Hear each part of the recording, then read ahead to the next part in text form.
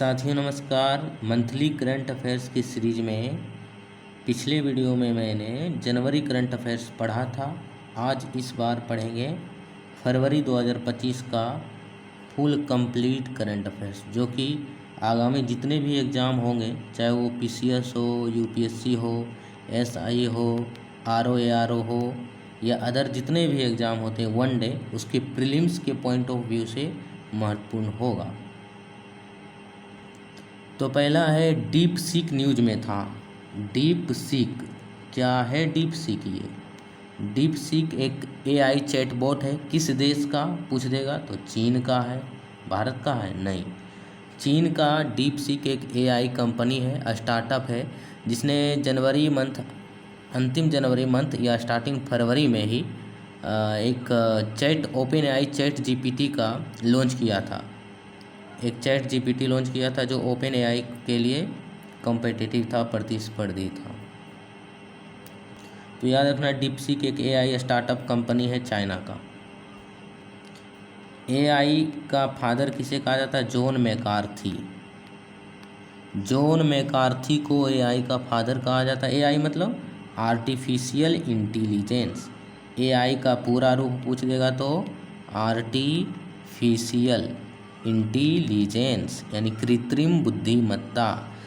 जब मशीन मनुष्य के सोचने, विचारने, निर्णय लेने का काम करने लगता है, अनुमान लगाने का काम कर लेता है, तो उसे बोलते हैं एआई।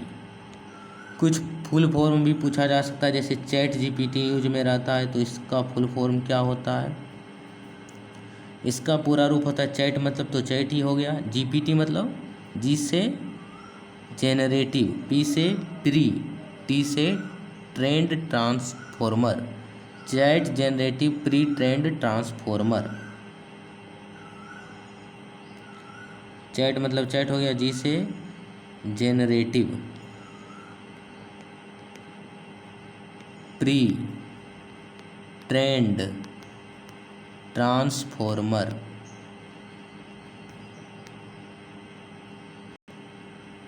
एल ए एम का पूरा रूप क्या होता है? Large action model. Large action model. L का पूरा रूप क्या होता है?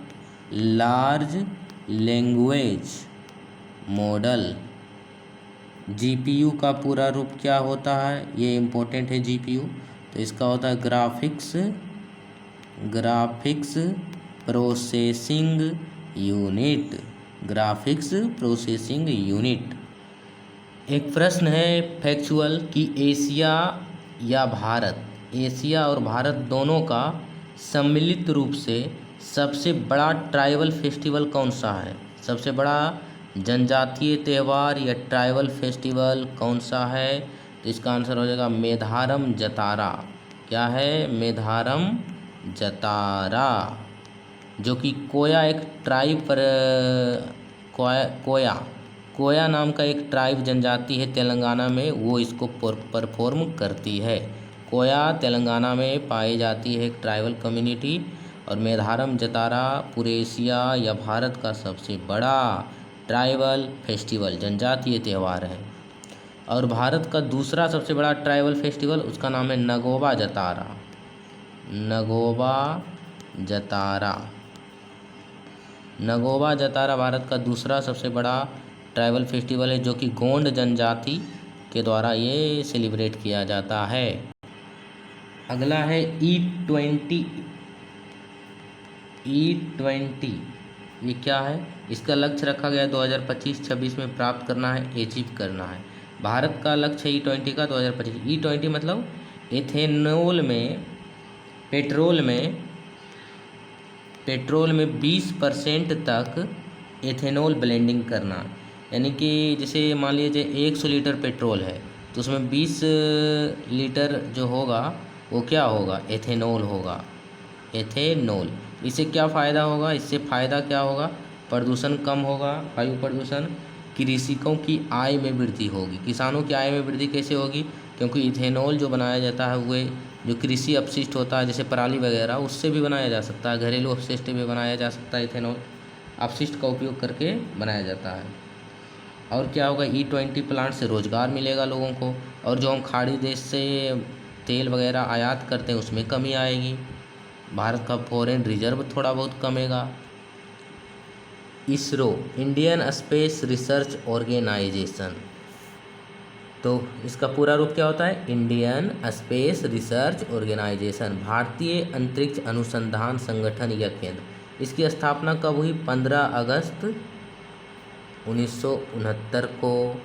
इसके किस मंत्रालय के अंतर्गत काम करता है, department of science and technology, विज्ञान और तकनीकी मंत्रालय के अधीन काम करता है।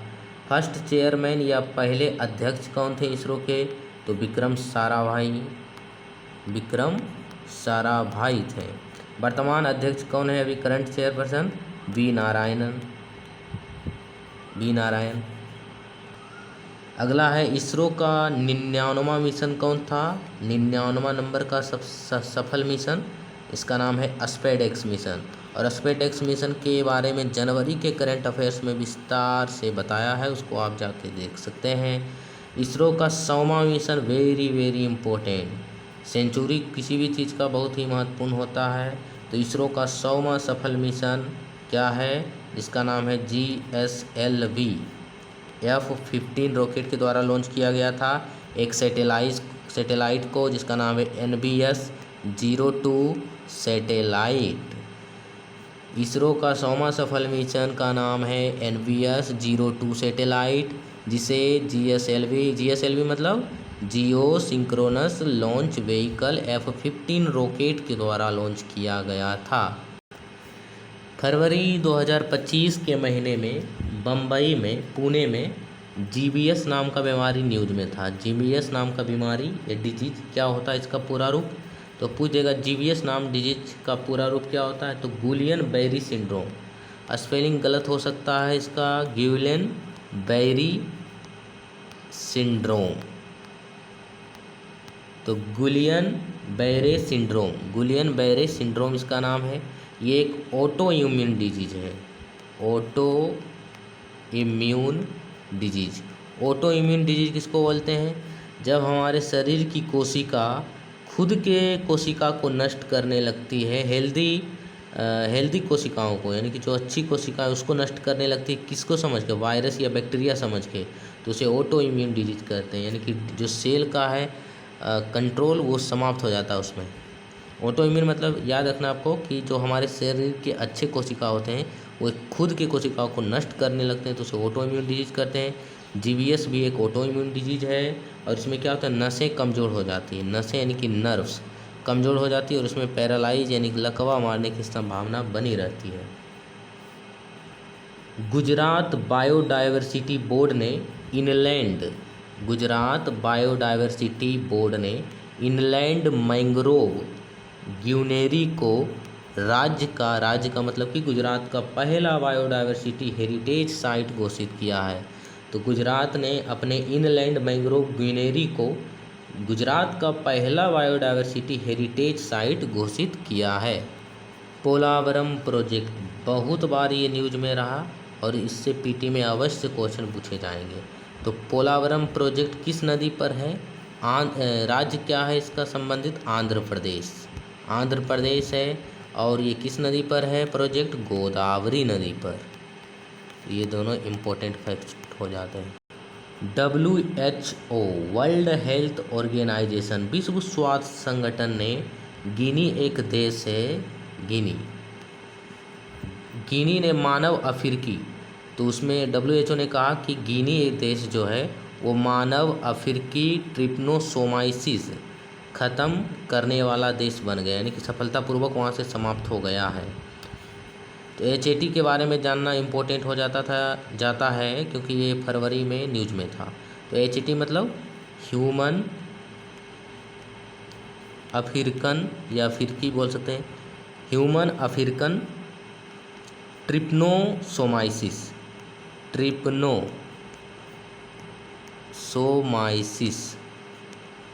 तो HAT ह्यूमन अफ्रीकन ट्रिप्नोसोमाइसिस को समाप्त करने वाला गिनी एक देश बना है फरवरी में। HAT या ह्यूमन अफ्रीकन ट्रिप्नोसोमाइसिस को स्लीपिंग सिकनेस भी कहा जाता है, sleeping sickness. Neglected tropical disease की कैटेगरी में आता है। इसका वाहक पूछा जा सकता है, तो मुख्य वाहक इसका है, तो मुख्य वाहक इसका क्या है, एक मक्खी है सेटसे फ्लाई या मक्खी, इसमें टी नहीं पढ़ा जाता, टी साइलेंट है। तो सेटसे मक्खी किसका वाहक है, HAF का। कारण इसका क्या है, परजीवी। तो HAF एक परजीवी पैरासाइट के कारण होने वाला रोग है। परजीवी का नाम है ट्रिप्नोसोमा पैरासाइट, ट्रिप्नोसोमा पैरासाइट। एक और इम्पोर्टेंट फैक्ट, यूनाइटेड नेशन ने 2025 को क्या घोषित किया है, यूनाइटेड नेशन ने 2025 को international year of glacier preservation, international year of glacier preservation, यानी कि ग्लेशियर को बचाना है, अंतर्राष्ट्रीय ग्लेशियर संरक्षण का अंतर्राष्ट्रीय वर्ष घोषित किया है 2025 को। ग्लेशियर क्या होता है, बर्फ़ होते हैं, बर्फ़ के बड़े बड़े टुकड़े जो कि जैसे कि हिमालय वगैरह में होते हैं और जो कि नदियों का स्रोत है, और बहुत सारा इसका इम्पोर्टेंस है। तो याद रखना, यूनाइटेड नेशन ने 2025 को international year of glacier preservation मतलब संरक्षण घोषित किया है। फरवरी मंथ में न्यूज में था बेनू, ये क्या है वाला बेनू, तो बेनू एक क्षुद्र ग्रह है, क्षुद्र ग्रह जो ग्रह से छोटे होते हैं, ग्रह के टुकड़े बोल सकते हैं, एस्टीरोइड बोलते हैं इंग्लिश में से। तो बेनू क्या है, एक क्षुद्र ग्रह है। फरवरी 2025 में किस राज्य ने मन मित्र पहल स्टार्ट किया, मन मित्र इनिशिएटिव, तो आंध्र प्रदेश ने स्टार्ट किया, आंध्र प्रदेश ने। इसके द्वारा क्या किया जाएगा, व्हाट्सएप के द्वारा शासन और प्रशासन को किफ़ायती बनाया जाएगा, प्रभावी बनाया जाएगा। अगला है भारतीय अंतरिक्ष यात्री इंडियन एस्ट्रोनॉट शुभांशु शुक्ला जो चले गए हैं अंतरिक्ष में, नासा के एक्सियोम 4 मिशन का पार्ट बने हैं। ग्रुप कैप्टन शुभांशु शुक्ला कहाँ के हैं, ये उत्तर प्रदेश के रहने वाले हैं, और एक्सियोम 4 मिशन में इन्हें भेजा गया है। कहाँ भेजा गया है, इंटरनेशनल स्पेस स्टेशन यानी कि ISS अंतर्राष्ट्रीय अंतरिक्ष स्टेशन भेजा गया है। 14 दिन तक रहेंगे, लगभग 60 प्रयोग वहाँ पर किया जाएगा और देखा जाएगा कि जो माइक्रोग्रेविटी है, जहाँ पर यानी कि गुरुत्वाविहीन क्षेत्र में चीज़ें कैसे काम करती हैं, वहाँ पर रिसर्च और डेवलपमेंट किया जाएगा। और आने वाले जो फ्यूचर मिशन होगा स्पेस से संबंधित, उसके लिए ये इम्पोर्टेंट होगा। पूछ दे कि जो इंटरनेशनल स्पेस स्टेशन, इससे संबंधित आप डिटेल वीडियो देख सकते हैं, 2-3 दिन पहले इससे संबंध में मैंने चर्चा किया था। तो इंटरनेशनल स्पेस स्टेशन पृथ्वी से लगभग 400 किलोमीटर ऊपर रहता है, जो कि एक स्टेबल पाथ पर घूम रही है। कैसे घूम रही है, क्यों नहीं टकराती है, किसने बनाया है, इसके बारे में डिटेल्ड वीडियो है अवेलेबल, इसी चैनल पर आप जाके देख सकते हैं। अगला इम्पोर्टेंट है गगनयान मिशन, जो कि शायद 2027 में लॉन्च होगा। तो गगनयान मिशन के लिए 4 एस्ट्रोनॉट को नामित किया गया। कौन कौन है, उनका नाम है प्रशांत नायर, ये भी पूछा जा सकता है, प्रशांत नायर, अंगद प्रताप, अजीत कृष्णन और एक नाम है शुभांशु शुक्ला। गगनयान मिशन के लिए 4 नाम कौन कौन है, प्रशांत नायर है, तो ऐसे टाइटल याद रखिए, प्रशांत नायर हैं, प्रताप हैं, कृष्णन है और शुभांशु शुक्ला है। शुभांशु शुक्ला तो नहीं भूलेंगे। प्रशांत नायर, अंगद प्रताप और अजीत कृष्णन, प्रशांत नायर, अंगद प्रताप और अजीत कृष्णन और शुभांशु शुक्ला। कुछ स्कीम देखते हैं, जैसे प्रधानमंत्री फसल बीमा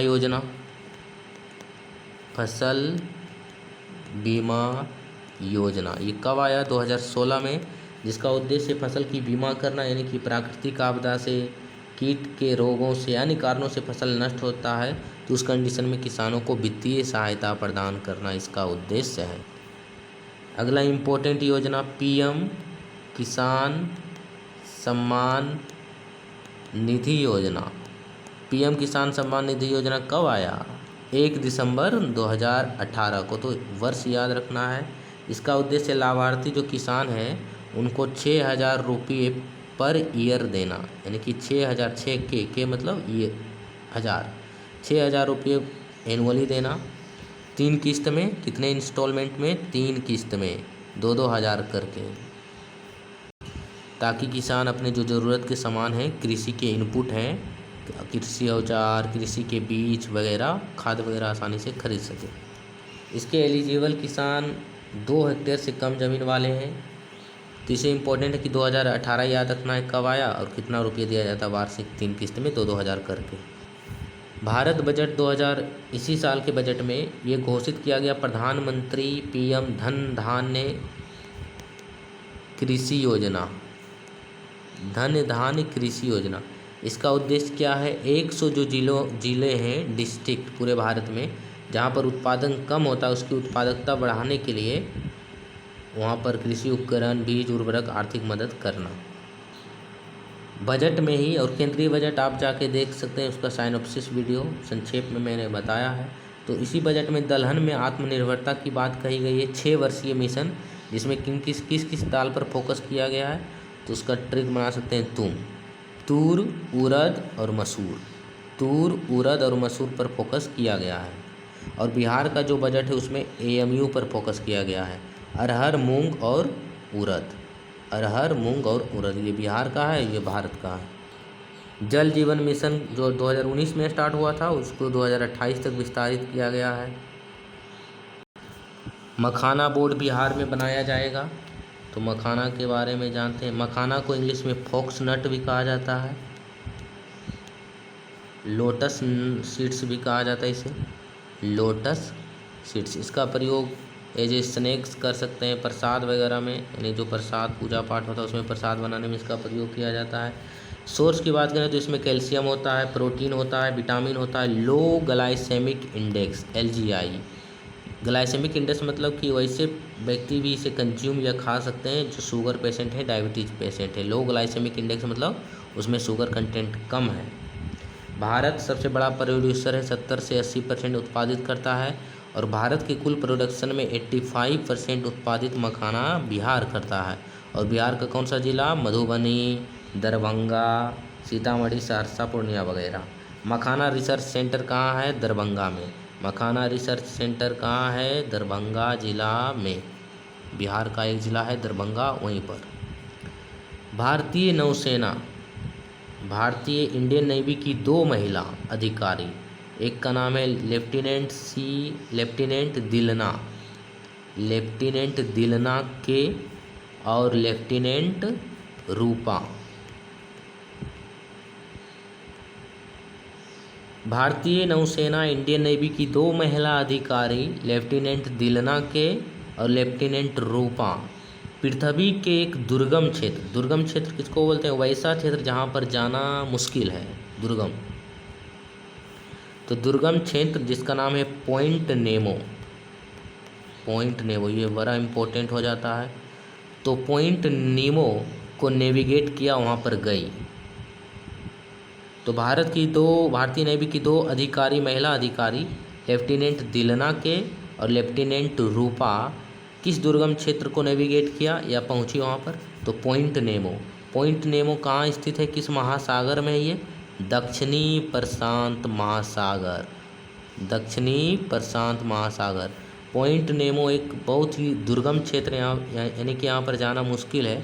ये दक्षिणी प्रशांत महासागर में स्थित एक क्षेत्र है और वहाँ पर गई है इंडियन नेवी के 2 महिला अधिकारी। और यह भूमि से लगभग कितना दूर है? समुद्र के बीचों बीच में बोल सकते हैं, 2688 किलोमीटर दूर है मेनलैंड से। कहाँ है? दक्षिणी प्रशांत महासागर में। और ये दोनों महिला INS तारिणी के साथ गई नाविका सागर परिक्रमा 2 पहल के साथ। जिसमें PT फैक्ट है कि पॉइंट नेमो कहाँ का दुर्गम क्षेत्र है? तो दक्षिणी प्रशांत महासागर। और अभी 2 महिला अधिकारी यहाँ पर पहुँची है फरवरी में। अगला है न्यूजीलैंड, NZ मतलब न्यूजीलैंड। न्यूजीलैंड के एक पर्वत का नाम है माउंट तारानाकी।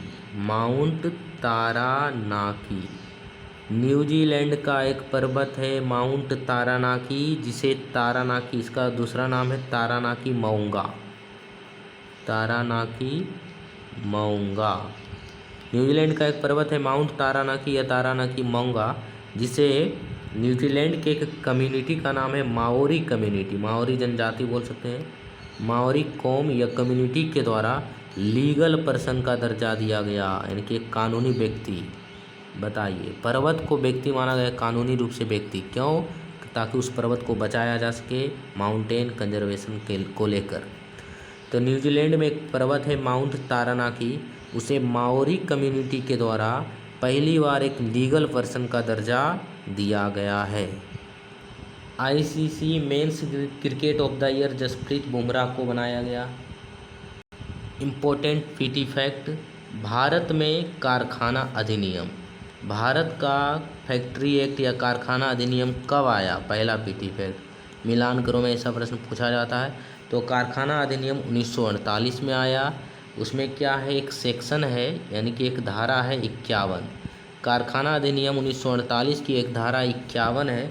इसमें कहा गया है कि किसी भी कर्मचारी से, चाहे वो प्राइवेट हो या गवर्नमेंट का हो, किसी भी कर्मचारी से 48 घंटे से अधिक काम करवाना अवैध है। सप्ताह में 48 घंटे से काम नहीं अधिक करवा सकते हैं। और धारा, इसी एक्ट में धारा 55 में कहा गया है कि किसी भी कर्मचारी से लगातार 5 घंटे से अधिक काम, जैसे कि मान लीजिए किसी व्यक्ति ने 8 बजे सुबह काम शुरू किया, 8 बजे सुबह, तो उसे 1 बजे तक काम करवाया जा सकता है, इससे अधिक नहीं, क्योंकि यहाँ पर साफ साफ लिखा है कि 5 घंटे से अधिक काम करवाना अवैध है। लगातार 5 घंटे काम से ज़्यादा काम नहीं किया करवाया जा सकता। तो याद रखना, इसमें कारखाना अधिनियम 1948 में कितने घंटे काम की प्रोविज़न है। और बहुत सारे जो विकसित देश हैं वहाँ पर तो काम का घंटा कम है, जैसे जर्मनी में 35 से 40 घंटा है पर सप्ताह में, और स्वीडन में तो 6 घंटा है एक दिन में, और बहुत सारे जगहों पर कम कम है। डीपीएसपी के आर्टिकल 42 में क्या लिखा गया है? काम की न्याय संगत और मानवोचित दशा, यानी कि काम वहाँ पर करवाना चाहिए जहाँ पर मानवोचित दशा हो, मानव के लिए उचित दशा हो और न्याय संगत काम हो। आर्टिकल 43 में क्या कहा गया है, जो कि डीपीएसपी का ही भाग है, नीति निर्देशक तत्व का। इसमें कहा गया मजदूरों को काम, बेहतर जीवन स्तर के साथ अवकाश भी दिया जाना चाहिए। मजदूरों को उचित काम और बेहतर जीवन स्तर के साथ उसको छुट्टी भी देने की आवश्यकता है। अगला है रामसर साइट को लेकर, रामसर स्थल कितने हैं भारत में? 8% तो 91 हो गए, फरवरी में 89 था। तो भारत में कुल 91 रामसर स्थल हैं। रामसर स्थल क्या होता है? तो रामसर एक शहर का नाम है, ईरान में ये शहर है। 1971 में एक समझौता हुआ था इसी शहर में, ईरान के रामसर शहर में, कि वेटलैंड को कंजर्व करना है, बचाना है, उसका इम्पोर्टेंस है अलग अलग, तो उसको लेकर ये समझौता हुआ था, तभी से रामसर साइट घोषित किया जाता है। तो भारत में 91 है। सबसे अधिक किस राज्य में है? तमिलनाडु में, शायद 20 यानी 20 या 20 से अधिक ही होगा तमिलनाडु में। तो सर्वाधिक रामसर साइट कहाँ है? तमिलनाडु राज्य में। भारत में 91 है। तो बिहार की बात करें तो बिहार में कितने हैं रामसर साइट? 2 हैं। एक तो है ये कांवर लेक, कांवर ताल या कांवर लेक, जो कि बेगूसराय डिस्ट्रिक्ट में है, कांवर लेक।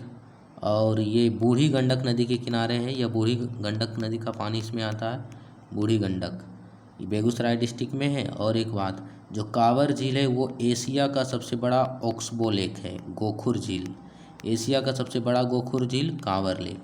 और एक है नागी नकटी डैम, नागी नागी गलत लिखा गया, नागी नेक्टी डैम, ये कहाँ है? ये जमुई डिस्ट्रिक्ट में है, बिहार के जमुई जिला में।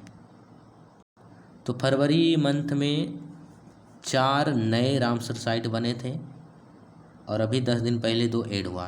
तो नए नए वाला जानते हैं। तो 2025 में टोटल कितने रामसर साइट अब तक बन चुके हैं? तो फरवरी मंथ में है, पहला है सकारा कोटाई बर्ड सेंचुरी,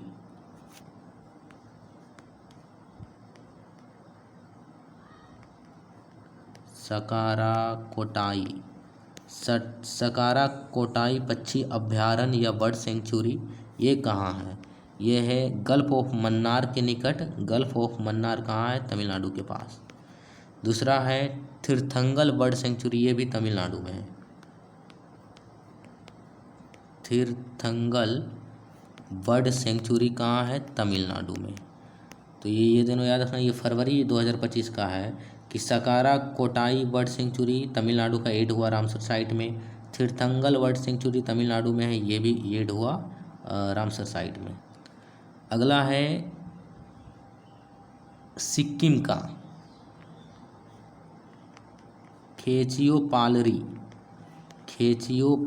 या केचियोपालरी वेटलैंड। ये कहाँ है? सिक्किम का, जिसे 2025 फरवरी महीने में 2025 में रामसर साइट में ऐड किया गया।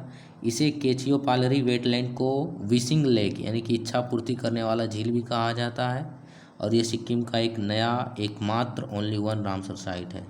फरवरी महीने में ही उधवा लेक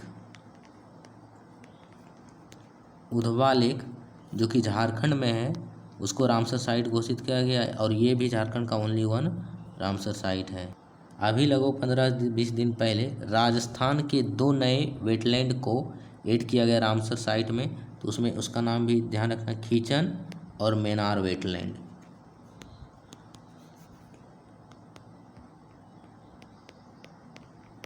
खीचन और मेनार वेटलैंड जो कि राजस्थान में है, उसको नया वेटलैंड घोषित किया गया, और अभी एट प्रेजेंट भारत में 91 वेटलैंड है, सबसे अधिक तमिलनाडु में है। अमेरिका ने फरवरी मंथ में जब 20 जनवरी को डोनाल्ड ट्रंप 47वें राष्ट्रपति के रूप में घोषित हुए, तो उन्होंने बहुत सारा कदम उठाया। पहला एक है टैरिफ को लेकर। टैरिफ मतलब एक आयात कर होता है। तो अमेरिका ने कनाडा पर 25% टैरिफ टैक्स लगाया, मैक्सिको पर 25% टैरिफ कर लगाया, और चीन पर 10%। टैरिफ मतलब आयात कर। एयर क्वालिटी इंडेक्स वायु गुणवत्ता सूचकांक जारी करने के लिए कौन से 2 ग्रीन हाउस गैस को शामिल नहीं किया जाता है, जो इम्पोर्टेंट है? तो कार्बन डाइऑक्साइड और मीथेन को शामिल नहीं किया जाता। बाकी जितने भी गैस हैं, जैसे कि sulphur dioxide, nitrogen dioxide, ozone, carbon monoxide, ये सबको शामिल किया जाता है। लेकिन ये ध्यान में रखना है कि कार्बन डाइऑक्साइड और मीथेन को शामिल नहीं किया जाता है। 1 से लेकर 9 फरवरी 2025 तक विश्व पुस्तक मेला, वर्ल्ड पुस्तक मेला का आयोजन कहाँ हुआ? विश्व पुस्तक मेला का, तो नई दिल्ली में भारत मंडपम नई दिल्ली। किस आईआईटी संस्थान ने भारत कैंसर, ये इम्पोर्टेंट है, भारत कैंसर जीनोम एटलस तैयार किया है? भारत के किस आईआईटी संस्थान ने भारत कैंसर जीनोम एटलस पहली बार तैयार किया है? तो आईआईटी क्या हो जाएगा इसका आंसर? मद्रास। आईआईटी मद्रास ने पहली बार भारत कैंसर जीनोम एटलस तैयार किया है। अगला एक इम्पोर्टेंट है ग्रैमी अवार्ड, ग्रैमी पुरस्कार या अवार्ड। तो पहला फैक्ट है कि ग्रैमी अवार्ड किस क्षेत्र में दिया जाता है? संगीत, म्यूजिक के लिए दिया जाता है। इसके लिए संगीत के लिए, संगीत उपलब्धि के लिए, और इस बार का 67वीं था ये नंबर में। 67th ग्रैमी अवार्ड किसको दिया गया? चंद्रिका टंडन। 67वीं ग्रैमी अवार्ड चंद्रिका टंडन को दिया गया, जो कि संगीत से संबंधित अवार्ड है, और ये एक भारतवंशी यानी भारतीय मूल निवासी हैं, भारतवंशी हैं। किस एल्बम के लिए इन्हें दिया गया ये अवार्ड? त्रिवेणी एल्बम करके नाम का है, उसके लिए ग्रैमी अवार्ड चंद्रिका टंडन को दिया गया, 67वीं ग्रैमी अवार्ड। फिर वही न्यूज इम्पोर्टेंट है, माउंट तारानाकी, जिसे तारानाकी माउंगा भी कहा जाता है, न्यूजीलैंड का एक पर्वत है, जिसे न्यूजीलैंड की एक कम्युनिटी है माओरी जनजाति के द्वारा इस पर्वत को कहा गया लीगल पर्सन का दर्जा दिया गया। वर्ल्ड वेटलैंड डे कब मनाया जाता है? 2 फरवरी को। भारत में कितने रामसर साइट हैं? 91 हैं। भारतीय भाषा पुस्तक स्कीम के तहत जो डिजिटल टेक्स्ट बुक है, उसको भारतीय भाषा में उपलब्ध कराने का प्रयास किया जाएगा। यूनियन बजट 2025-26 जो कि 1 फरवरी को प्रस्तुत किया गया, इसमें प्राइमरी इंजन 4 प्रमुख इंजन की बात कही गई है। तो 4 प्रमुख इंजन पूछा जा सकता है, तो कृषि है, एमएसएमई है, और इन्वेस्टमेंट निवेश है, और चौथा निर्यात है। चीन का एक अपना स्पेशल स्पेस स्टेशन है, जिसका नाम है टियांगोंग। पूछ लेगा टियांगोंग स्पेस स्टेशन किस देश का स्पेस स्टेशन है? तो चाइना यानी कि चीन का। चीन की एक क्रू वहाँ पर गया था, सेंगाऊ 19 इसी अपने स्पेस स्टेशन में। और वहाँ पर उसने देखा कि आर्टिफिशियल फोटोसिंथेसिस कैसे करवाया जा सकता है, यानी कि कृत्रिम रूप से प्रकाश संश्लेषण। 13वां यानी कि 13 इक्यूवेरिन मिलिट्री एक्सरसाइज। 13वां Ekuverin military exercise Indian army और मालदीव के नेशनल डिफेंस फोर्स के बीच हुआ। इंडियन आर्मी और मालदीव के नेशनल डिफेंस फोर्स के बीच। इम्पोर्टेंट है कि अमेरिकी सरकार ने यानी कि डोनाल्ड ट्रंप ने किस विमान से वहाँ पर जो गैर कानूनी तौर पर जो रह रहे थे व्यक्ति, उसको भारत लौटाया, लगभग 205 गैर कानूनी तौर पर रहने वाले भारतीयों को। तो उस विमान का नाम है C-17 विमान। C-17 विमान से। अगला है प्रधानमंत्री PM इंटर्नशिप स्कीम। इंटर्नशिप योजना या स्कीम कब आया? 2024 में। युवाओं को प्रशिक्षित कौशल करना, 500 कंपनियों में उसको ट्रेनिंग देना, कौशल प्राप्त होगा तो रोज़गार आसानी से मिलेगा। इसमें 1 करोड़ युवाओं को शामिल किया जाएगा। अगले 5 साल में इंटर्नशिप दिया जाएगा। इंटर्नशिप मतलब ट्रेनिंग वगैरह दिया जाएगा और इस दौरान उन्हें कुछ वित्तीय सहायता भी दिया जाएगा सरकार से। और योग्यता इसमें उम्र की बात करें तो 21 से 24 ईयर है। PM सूर्य घर मुफ्त बिजली योजना, घरों के छतों पर सोलर पैनल इस्टेब्लिश करना, उसमें सब्सिडी देगी सरकार। इससे क्या होगा?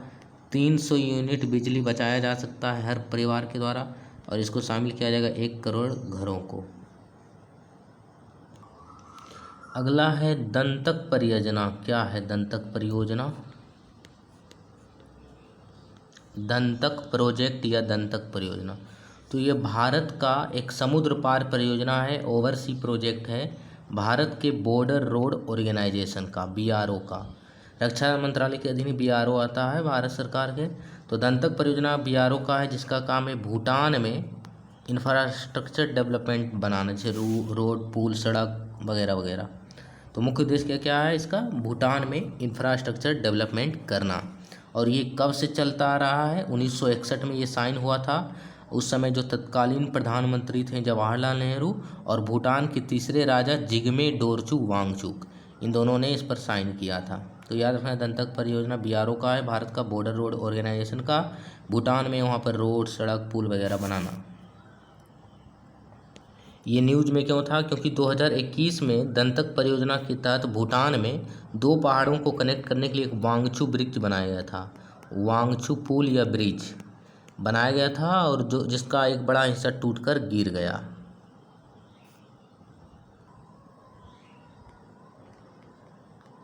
RDX मतलब royal demolition explosive.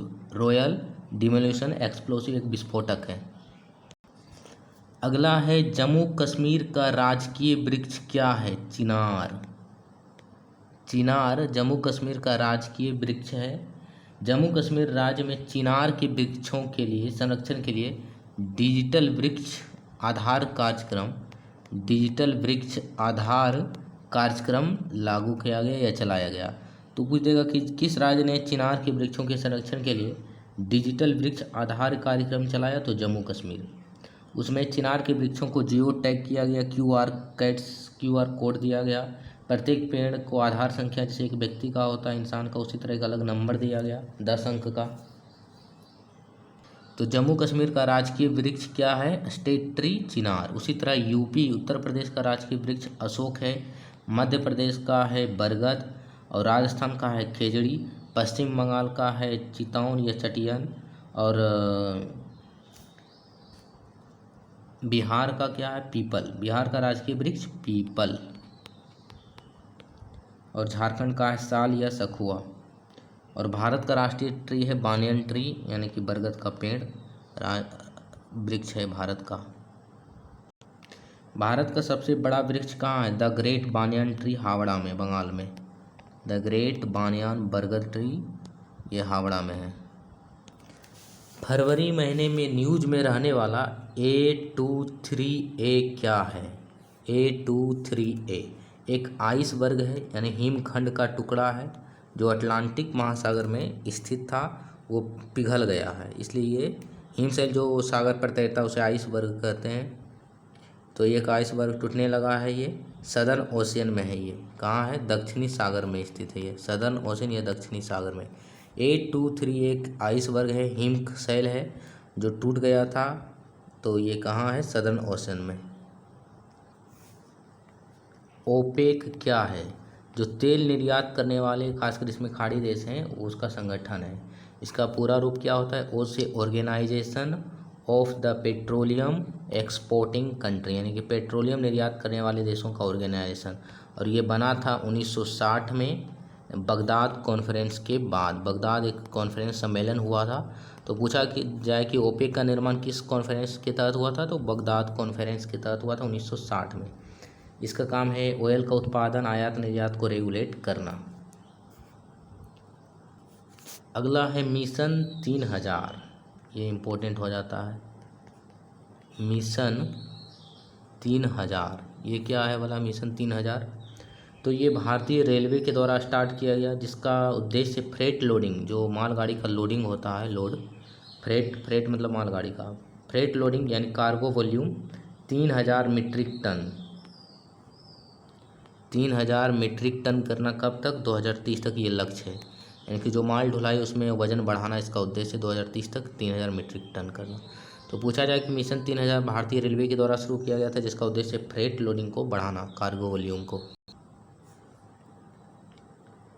IBCA international big cat alliance, international big cat alliance, ये भारत सरकार के पहल के द्वारा ही शुरू किया गया था बिग कैट को कंजर्व यानी संरक्षण को लेकर।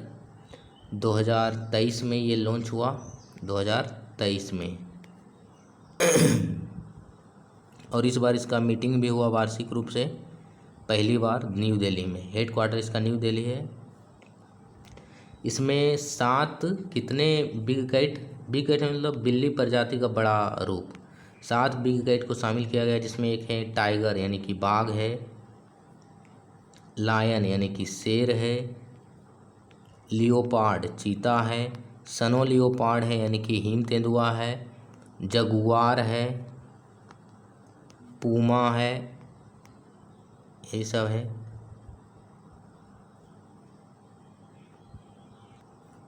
सनो लियोपार्ड यानी कि हिम तेंदुआ है और एक तेंदुआ भी है, तो 7 ये याद रखना है। पूछा जाएगा कि इंटरनेशनल बिग कैट अलायंस में टोटल कितने कैट को शामिल किया गया है? Big cat 7। हालांकि प्यूमा एक बिग कैट भी और एक कंपनी भी है, जो कि जर्मन मल्टीनेशनल कंपनी है, MNC है, बहुराष्ट्रीय कंपनी है जर्मनी का। उसी तरह एडिडास भी शायद जर्मनी का एक कंपनी है।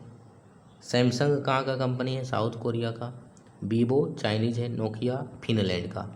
नोकिया जो कि पुराना फ़ोन संबंधित, इसे पुराना फ़ोन यही बनाया था, सेल फोन। फिनिश कंपनी है यानी फिनलैंड की कंपनी है। अगला है राष्ट्रीय हल्दी बोर्ड के बारे में। राष्ट्रीय हल्दी बोर्ड ये इम्पोर्टेंट हो जाता है। तो राष्ट्रीय हल्दी बोर्ड का मुख्यालय, राष्ट्रीय मुख्यालय कहाँ बनाया गया? निजामाबाद में। निजामाबाद कहाँ है? तेलंगाना में है। तो तेलंगाना के निजामाबाद में राष्ट्रीय हल्दी बोर्ड का मुख्यालय, राष्ट्रीय मुख्यालय बनाया गया। इसके अध्यक्ष श्री पल्ले गंगा रेड्डी, श्री पल्ले गंगा रेड्डी को बनाया गया। हल्दी की बात करें तो हल्दी का सबसे बड़ा उत्पादक राज्य है बिहार में, इंडिया में सबसे बड़ा राज्य महाराष्ट्र है। उसके बाद तेलंगाना है, तो उसके बाद तमिलनाडु है, फिर कर्नाटक वगैरह है। तो ये क्रम भी याद रखना जरूरी है। तो राष्ट्रीय हल्दी बोर्ड का मुख्यालय निजामाबाद तेलंगाना में बनाया गया। अध्यक्ष पल्ले गंगा रेड्डी को बनाया गया। महाराष्ट्र, तेलंगाना और तमिलनाडु इसका लीडिंग प्रोड्यूसर स्टेट है। हल्दी का रंग पीला क्यों होता है? करक्यूमिन केमिकल के कारण, करक्यूमिन केमिकल के कारण। और हल्दी एक तना है क्योंकि इसमें नोड और इंटरनोड दोनों होते हैं। अगला है चेंज या चेंग 7 मिशन।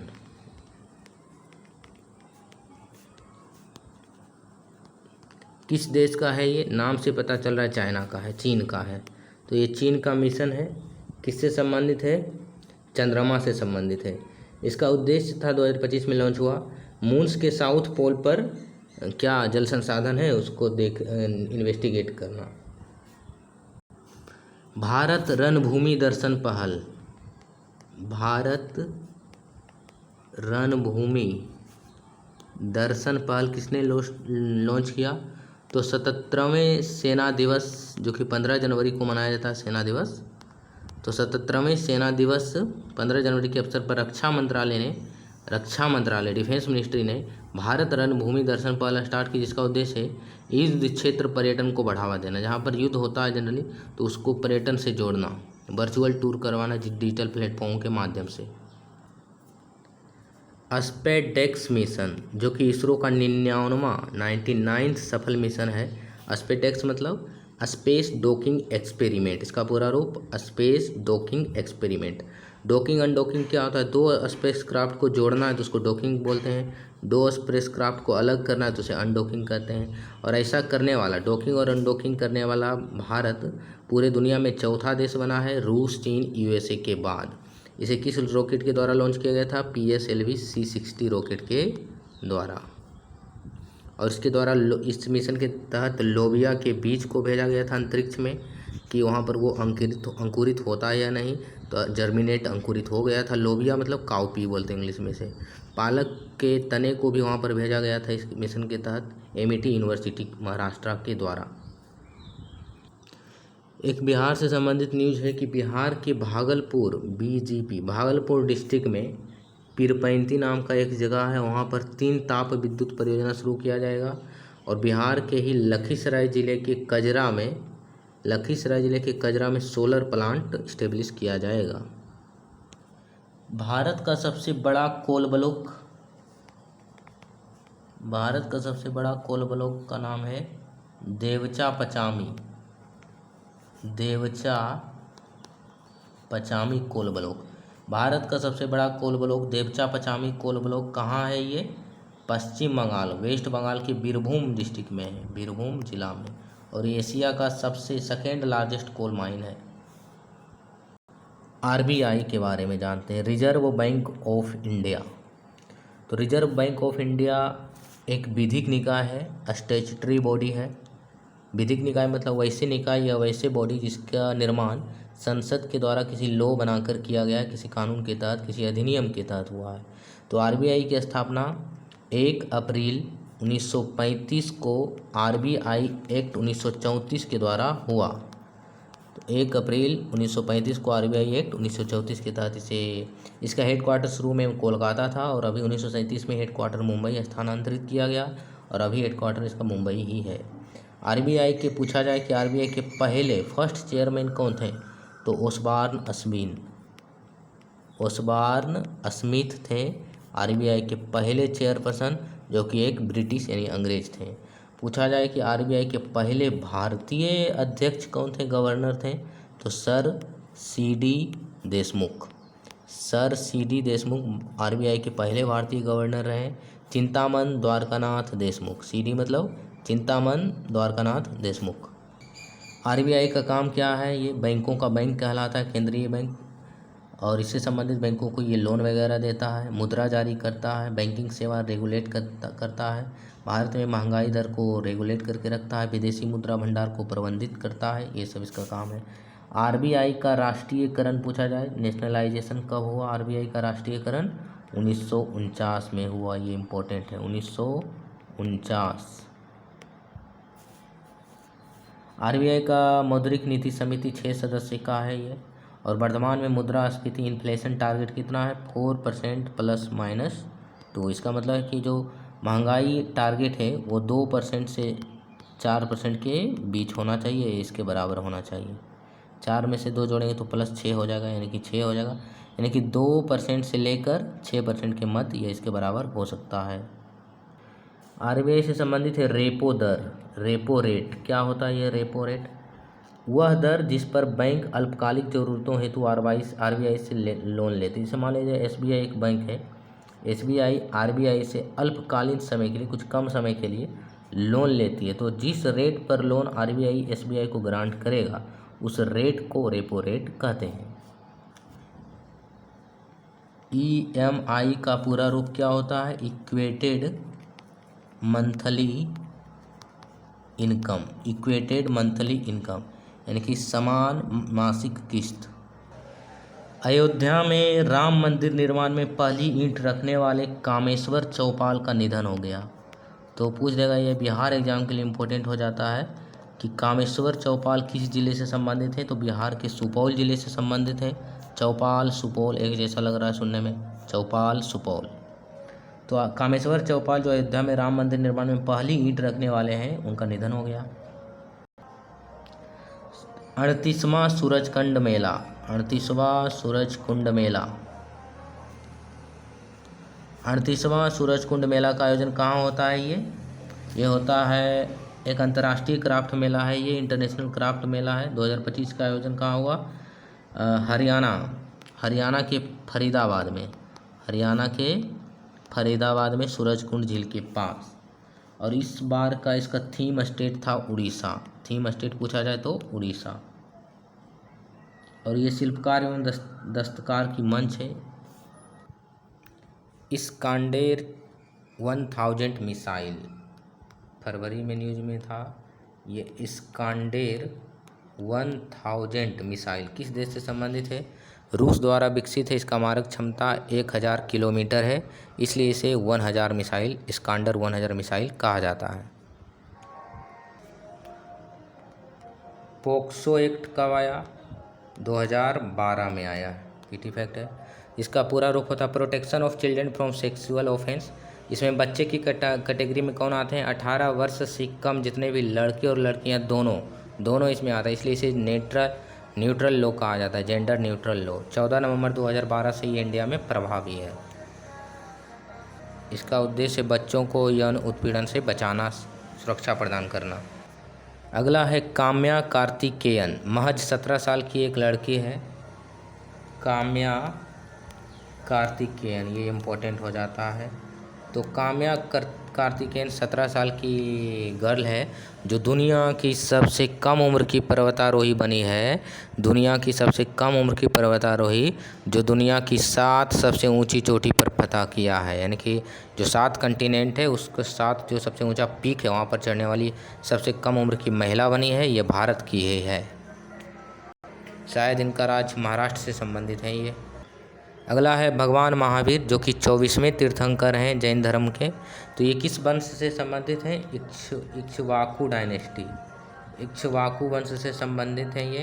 इनका नाम वर्धमान भी है। पंचशील सिद्धांत ने इन्होंने दिया था, पंच महाव्रत, जिसमें सत्य, अहिंसा, औस्तेय और अपरिग्रह, और इन्होंने ब्रह्मचर्य को ऐड किया था।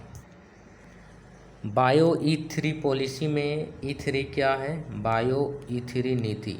तो E3 में पहला ई से है इकोनॉमी यानी अर्थव्यवस्था, दूसरा ई से है इन्वायरमेंट यानी पर्यावरण, तीसरा ई से है एम्प्लॉयमेंट यानी रोजगार। तो बायोटेक्नोलॉजी का इस्तेमाल इकोनॉमी के लिए करना, इन्वायरमेंट के लिए करना, एम्प्लॉयमेंट के लिए करना। अगला है ICC, इंटरनेशनल क्रिमिनल कोर्ट, अंतर्राष्ट्रीय आपराधिक न्यायालय। ये 2002 में बना था। रोम स्टैच्यू के 125 देश हैं इसके मेंबर। हेड क्वार्टर इसका पूछा जाए तो इंटरनेशनल क्रिमिनल कोर्ट के हेड क्वार्टर हेग में है, नीदरलैंड में, हेग में नीदरलैंड में। और यूक्रेन जनवरी 2025 में ICC का सदस्य बना। पूछ देगा कि जनवरी 2025 में इंटरनेशनल क्रिमिनल कोर्ट का सदस्य कौन बना? तो यूक्रेन बना।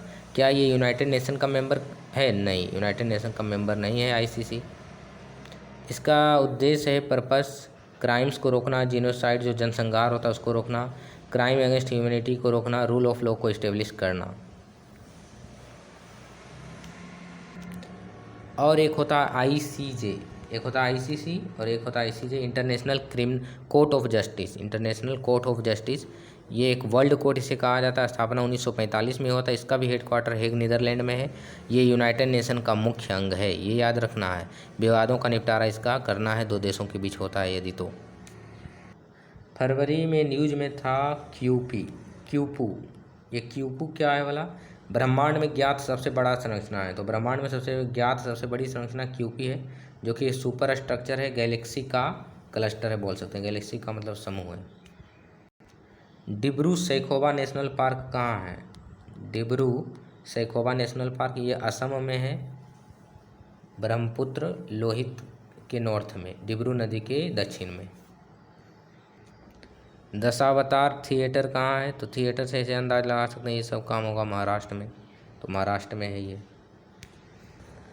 टाइम मैगजीन ने फरवरी के नवीनतम अंक के कवर पेज पर एलन मस्क को ओवल ऑफिस में राष्ट्रपति की कुर्सी पर बैठे दिखाया था। यानी कि उस समय जब एलन मस्क और यूएस के राष्ट्रपति में ये तामझाम होने लगा था और जिसमें एलन मस्क की प्रभाविता बढ़ने लगी थी। अगला है नामीबिया को दक्षिण अफ्रीका से 1990 में आज़ादी दिलाने वाले सैम नुजोमा का निधन हो गया।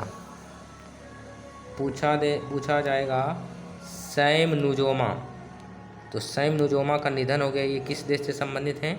नामीबिया से संबंधित है। नामीबिया को दक्षिण अफ्रीका से आज़ादी दिलाया था। ये नामीबिया के पहले राष्ट्रपति भी रहे। नामीबिया की राजधानी कहाँ है? विंडहोक है राजधानी।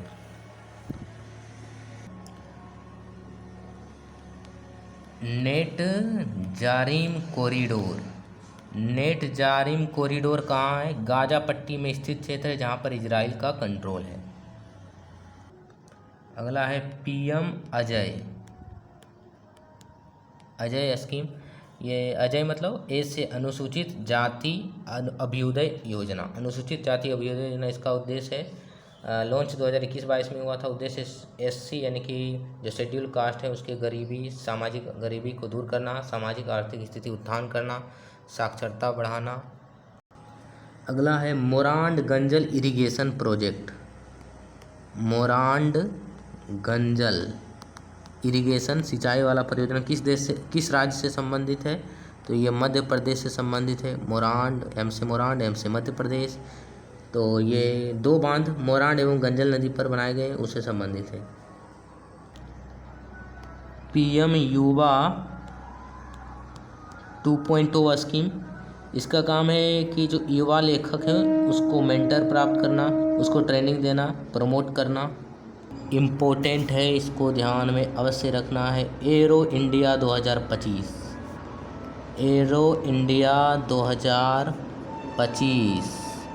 एरो इंडिया 2025 का 15वां एडिशन है ये, 15वां संस्करण।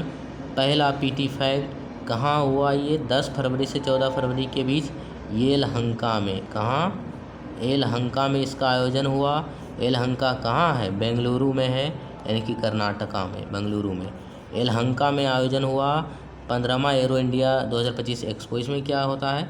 यह एशिया का सबसे बड़ा द्विवार्षिक एयर शो और विमानन है। क्या है? बायनियल है, यानी कि प्रत्येक साल मनाया जाता है? नहीं, प्रत्येक 2 साल में मनाया जाता है। एशिया का सबसे बड़ा द्विवार्षिक एयर शो और विमानन प्रदर्शनी है, जिसमें दुनिया भर के नागरिक एवं सैन्य विमानन क्षेत्रों को इसमें प्रदर्शित किया जाता है कि कौन बेटर क्वालिटी का है। आयोजक है रक्षा प्रदर्शनी संगठन, रक्षा उत्पाद विभाग, केंद्रीय रक्षा मंत्रालय। एरो इंडिया का पहला संस्करण 1996 में येलहंका वायुसेना स्टेशन में ही हुआ था।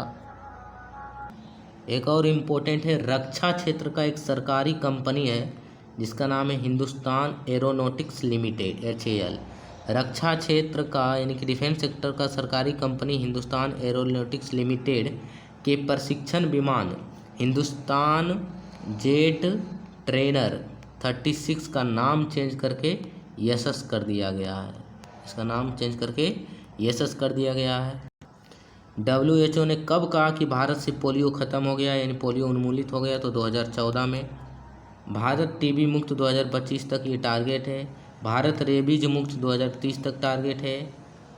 पोलियो किसके कारण होता है? वायरस के कारण। और तपेदिक टीबी बैक्टीरिया के कारण, माइकोबैक्टीरियम ट्यूबरकुलाई के कारण फेफड़ा इससे प्रभावित है। और टीबी का एकमात्र वैक्सीन है BCG वैक्सीन, बैसिले कालमेटिक ग्वेरिन वैक्सीन, एकमात्र वैक्सीन है ये। फाइलेरिया मुक्त की बात भारत करता है, 2027 इसका टारगेट है।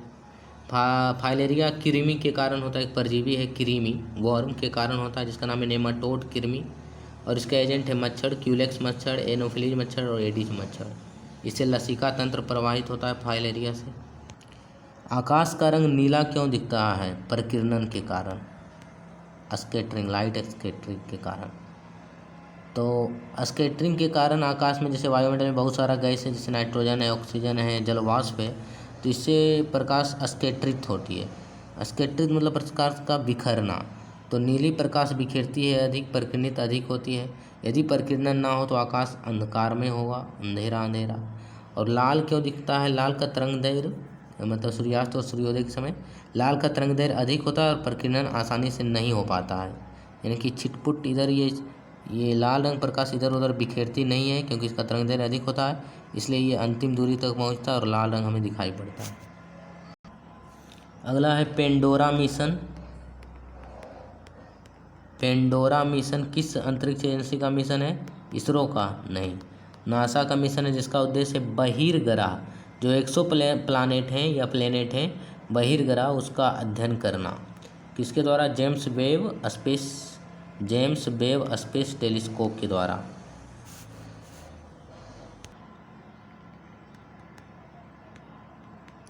बीमस्टेक यूथ समिट 2025 का आयोजन कहाँ हुआ? भारत के गांधीनगर, गुजरात में हुआ था। बीमस्टेक का पूरा रूप bay of Bengal initiative for multi sectoral technical and economic cooperation technological में। तो इसका जो देश है मेंबर, भारत है, बांग्लादेश है, म्यांमार है, श्रीलंका है, थाईलैंड है, नेपाल और भूटान है, यानी कि जो बंगाल की खाड़ी से इर्द गिर्द सटे देश हैं। 2025 में AI समिट कहाँ हुआ? पेरिस, फ्रांस के पेरिस में। पूछा जाए पेरिस AI समिट 2025 को चेयर्ड किसके द्वारा किया गया था? तो भारत के प्रधानमंत्री नरेंद्र मोदी के द्वारा और फ्रांस के राष्ट्रपति इमैनुअल मैक्रोन के द्वारा। फ्रेंच प्रेसिडेंट इमैनुअल मैक्रोन और प्रधानमंत्री नरेंद्र मोदी के द्वारा इसे चेयर किया गया। 90 देश कुल भाग लिया था इसमें। एक सूचकांक है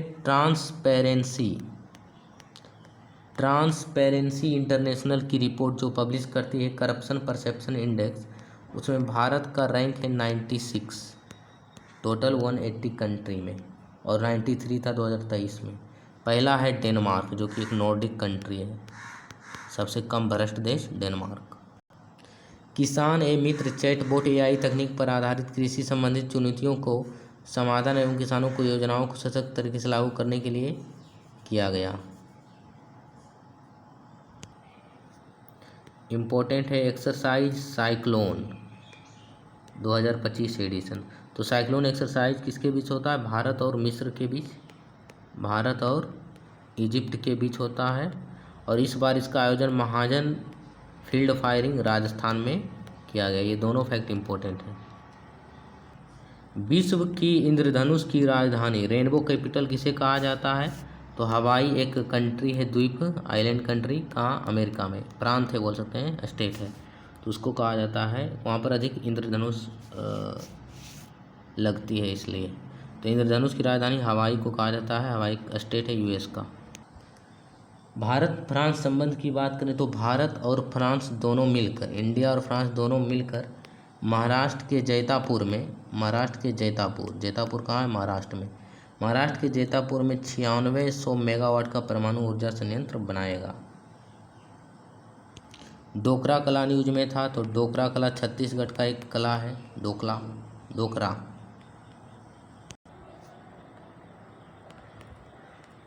थाई पुसुम उत्सव या पुसुम उत्सव, ये तमिलनाडु में मनाया जाता है, तमिलनाडु में, और सिंगापुर में भी इसका आयोजन होता है। तमिल हिंदू समुदाय का एक उत्सव है, जनवरी मंथ में मनाया जाता है, और भगवान मुरुगन की पूजा की जाती है इसमें। भगवान मुरुगन जो कि शिव और पार्वती का माना जाता है एक रूप है। एक पर्वत न्यूज में था माउंट एटना, कहाँ है ये माउंट एटना? एटना इटली, ऐसे याद रख सकते हैं, ये इटली में है। इटली के दक्षिणी भाग में एक आइलैंड है सिसिली द्वीप पर ये स्थित है, और ये इटली की सबसे ऊंची चोटी है। ये एक एक्टिव वोल्केनो है, सक्रिय ज्वालामुखी है। भूमध्य सागरीय द्वीप पर सबसे ऊंचा पर्वत यही है, माउंट एटना। भारत की पहली महिला राज्यपाल कौन है? सरोजनी नायडू, जो कि यूपी की राज्यपाल बनी थी, सरोजनी नायडू यूपी की। गांधी जी ने उन्हें भारत कोकिला नाइटिंगेल ऑफ इंडिया की उपाधि दी थी। कानपुर 1925 में INS की अध्यक्षता, इंडियन नेशनल कांग्रेस की वो अध्यक्ष भी बनी थी कानपुर अधिवेशन में। The golden threshold, the word of time इन्होंने लिखा। इनका पॉपुलर कविता का नाम है the bazaars of Hyderabad, the bazaars of Hyderabad. तो यहाँ पर पूछा जाए कि द बाजार्स हैदराबाद किसने लिखा? सरोजिनी नायडू ने।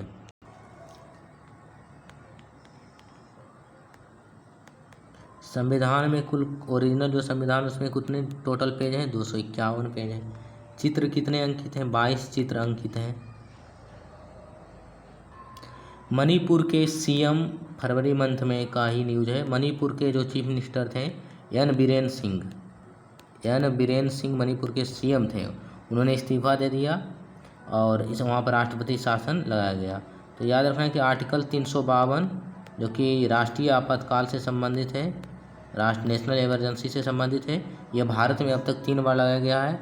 एक भारत पाकिस्तान युद्ध के समय, 1961 में भारत चीन युद्ध के समय, 1971 में इंडो पाक वार और एक 1975 में 3 बार।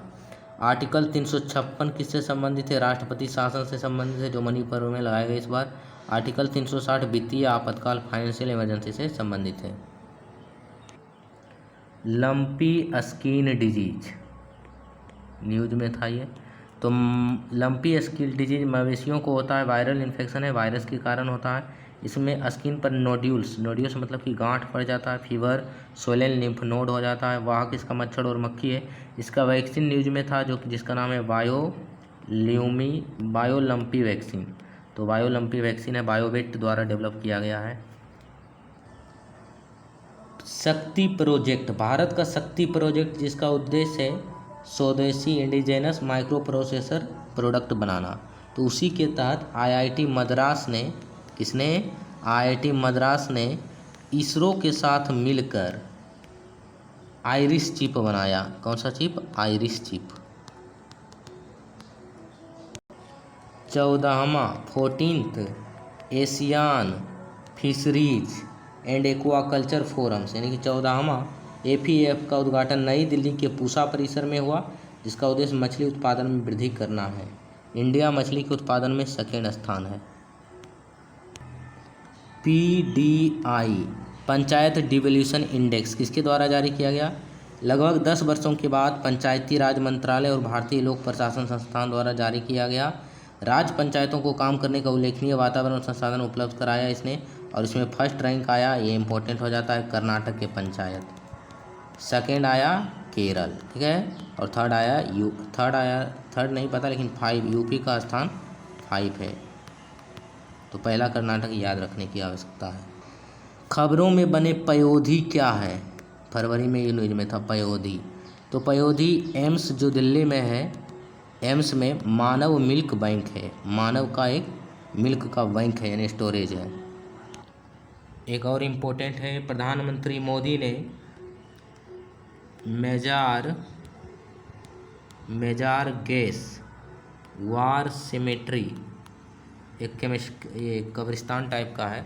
तो यहाँ पर पूछा जाए कि फरवरी महीने में प्रधानमंत्री मोदी जी ने मेजार गैस वार सिमेट्री विजिट किया, वहाँ पर गए। तो ये कहाँ है? ये है फ्रांस के मार्सिले में। यहाँ पर कहा जाता है कि लगभग 1000 से प्लस भारतीय सिपाहियों का वर्ल्ड वार 1 और वर्ल्ड वार 2 में मृत्यु हो गया, और यहाँ पर कब्र उसका बनाया गया है, इसलिए वहाँ पर मोदी जी विजिट किया था। अगला एक मिशन है, मिशन अमृत सरोवर। ये कब लॉन्च हुआ था? स्टार्ट 2022 में। इसका उद्देश्य जल की कमी दूर करना है ग्रामीण क्षेत्रों में। 2025 तक इसमें 68,000 तालाबों को बनाने का लक्ष्य रखा गया था। कितना? 68,000 तालाबों को रिज्यूनिवेट यानी कि नवनिर्मित रिपेयर करना है इसका उद्देश्य। हर एक जिला में 75 तालाब बनाया जाएगा।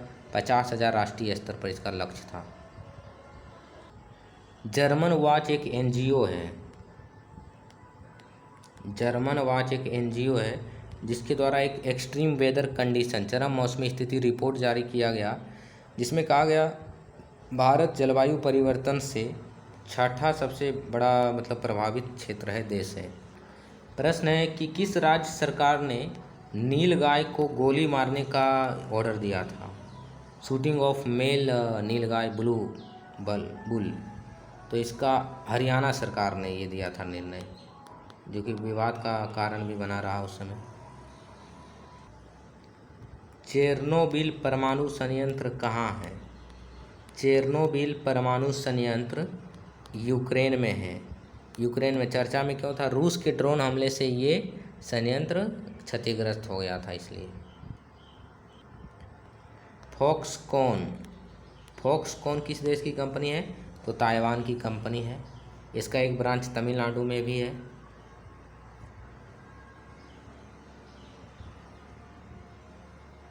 और इस कंपनी में जो चाइनाज वर्कर काम कर रहे थे तमिलनाडु में, चाइनीज वर्कर या टेक्नीशियन, उसको इंडिया से बाहर बुला लिया।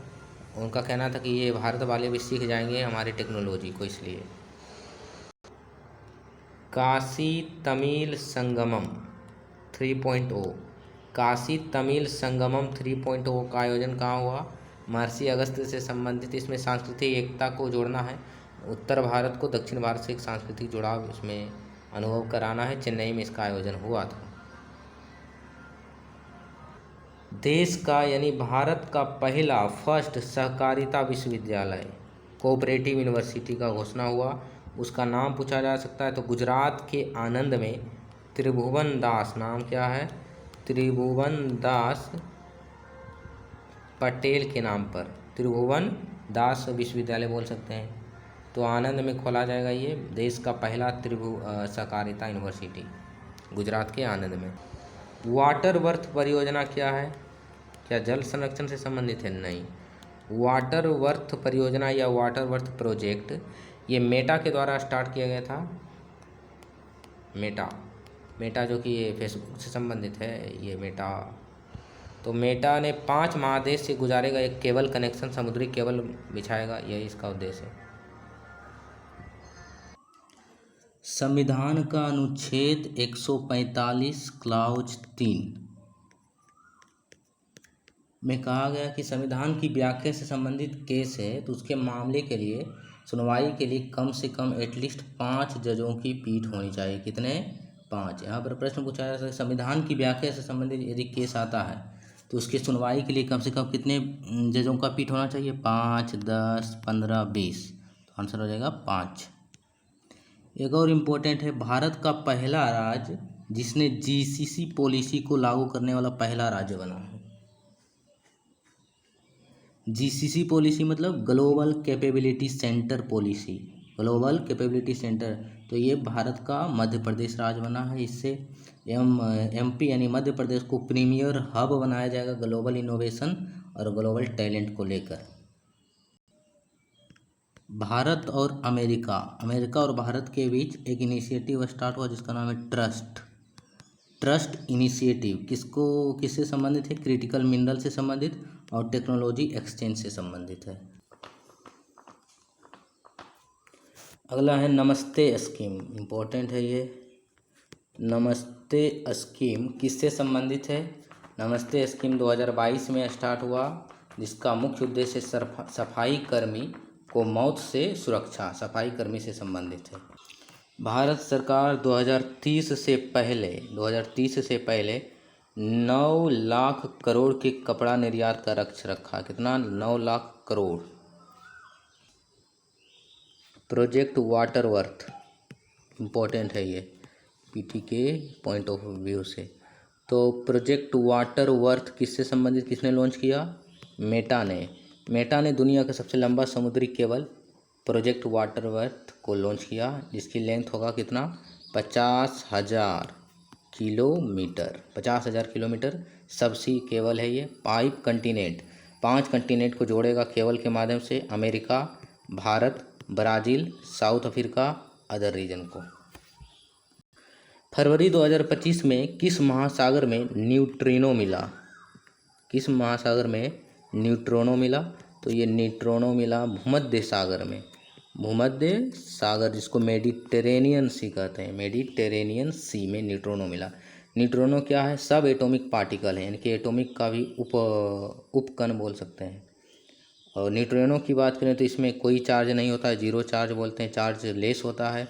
जीरो साइज होता है, जीरो मास है, जीरो इंटरेक्शन है।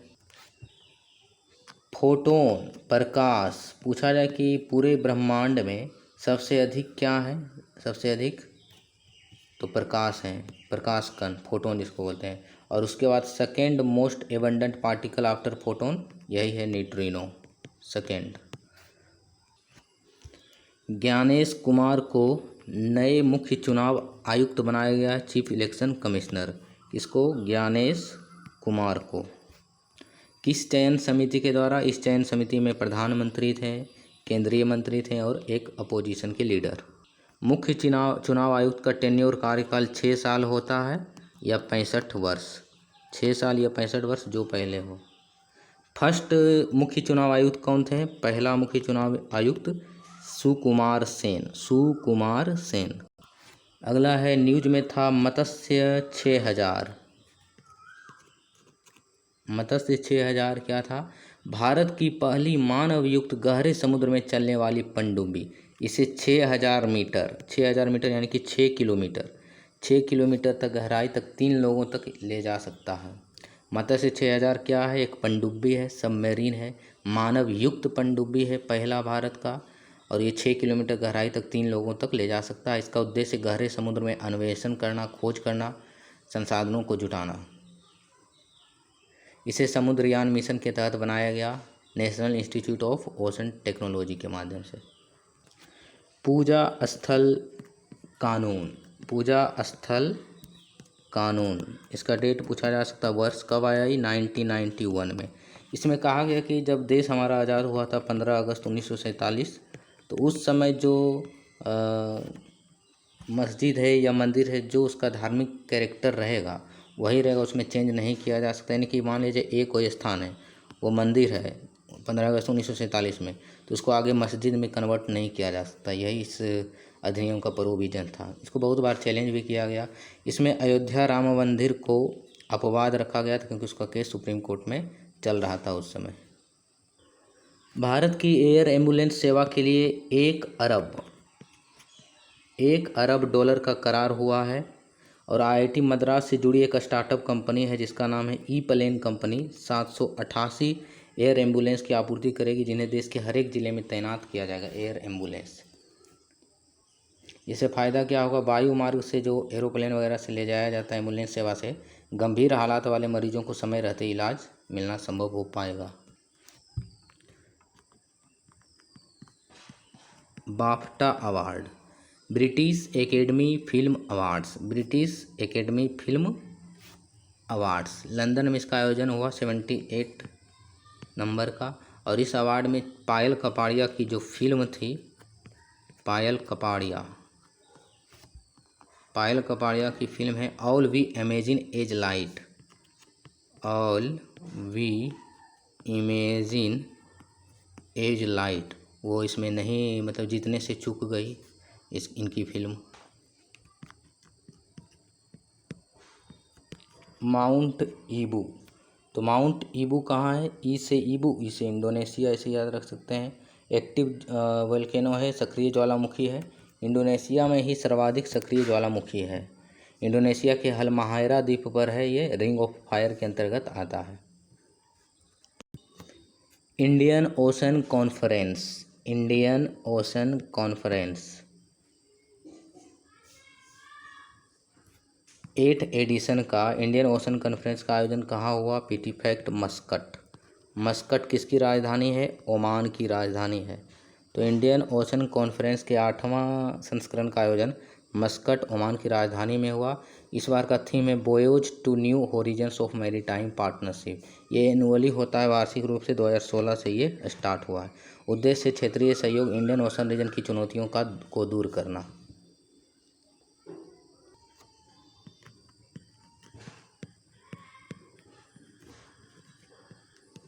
खाड़ी देश, जिसे इंग्लिश में गल्फ़ कंट्री कहते हैं, किसको बोलते हैं खाड़ी देश? Gulf country. ये बेसिकली ऑयल प्रोड्यूसिंग या ऑयल एक्सपोर्टेड कंट्री है, जहाँ से तेल निर्यात होता है ऑल ओवर दी वर्ल्ड। इसमें 7 देश हैं टोटल खाड़ी देश में। इसे फारस की खाड़ी यानी पर्शियन गल्फ़ से जो सटे अरब प्रायद्वीप के देश हैं, फारस की खाड़ी पर्शियन गल्फ़ से सटे अरब प्रायद्वीप से सटे देश को खाड़ी देश कहते हैं। इसमें टोटल 7 देश कौन कौन है? एक है कुवैत है और कतर है, कैसे हो गया कुवैत और कतर, ओमान है, सऊदी अरब है, यूएई है, बहरीन है और इराक है। तो ये पूछ देगा कि खाड़ी देश में कौन कौन है, तो ये 7 देश हैं इसमें। और यदि पूछा जाए, यही पूछा जाएगा कि खाड़ी सहयोग परिषद जीसीसी गल्फ कोऑपरेशन काउंसिल में कितने देश हैं, तो इसमें टोटल 6 सदस्य देश हैं। इसमें इराक नहीं है और ईरान भी नहीं है। ईरान तो खाड़ी देश का भी मेंबर नहीं है। तो ये 1981 में इसका हेड क्वार्टर है, 1981 में रियाद, सऊदी अरब। क्षेत्रीय और आर्थिक अलायंस है, ये 1981 में बनाया गया था। उद्देश्य है सदस्य देश में एकता विकास प्रमोट करना। 6 सदस्य देश कौन कौन हैं? Kuwait, Oman, Saudi Arabia, UAE, Qatar और बहरीन। इराक इसमें शामिल नहीं है। Similipal tiger reserve,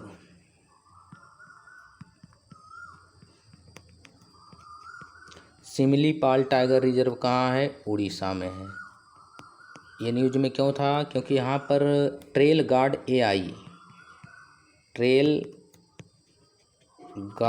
AI start किया गया था, जिसका उद्देश्य था वनों को निगरानी करना, शिकारियों को आइडेंटिफाई करना जो शिकारी करते हैं वहाँ पर।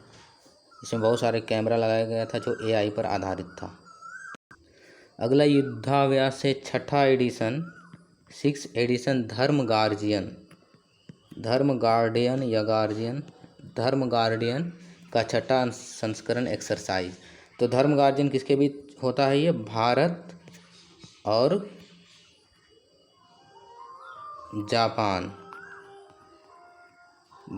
जापान के मध्य होता है। इस बार इसका आयोजन माउंट फूजी के निकट जापान में किया गया। फरवरी मंथ में दिल्ली में भूकंप आया था, तो दिल्ली किस सिस्मिक जोन में आता है? ये इम्पोर्टेंट है। तो सिस्मिक जोन 4 में दिल्ली आता है। हिमालयी क्षेत्र के हाई रिस्क है यहाँ पर भूकंप आने की समस्या। OPEC, oil and petroleum exporting country, ये टोटल 12 तेल निर्यातक डेवलपिंग कंट्रीज़ की परमानेंट इंटरगवर्नमेंट ऑर्गेनाइजेशन है, जो बना था 1960 में। ये इम्पोर्टेंट इसमें। और ये किस कॉन्फ्रेंस के तहत बनाया गया?